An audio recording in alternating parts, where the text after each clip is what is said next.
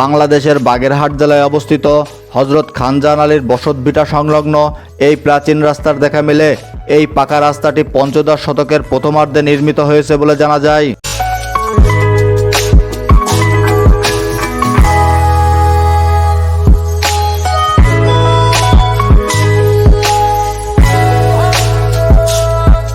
মধ্যযুগীয় স্থাপত্য শিল্পের অন্যতম নিদর্শন এই পাকা রাস্তাটি বাগেরহাট সদর উপজেলার ৬০ গম্বুজ ইউনিয়নের বারাকপুর এলাকার মধ্য দিয়ে অতিক্রম করেছে।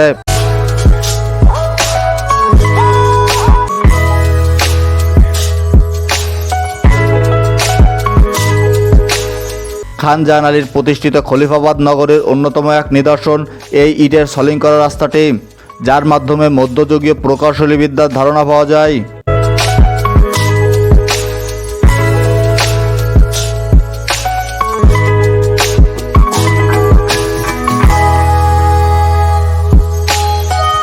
খানজাহান আলীর কর্তৃক নির্মিত এই ঐতিহাসিক সড়কটি ১৪৪০ থেকে ১৪৫৯ খ্রিস্টাব্দের মধ্যে নির্মাণ করা হয়েছে।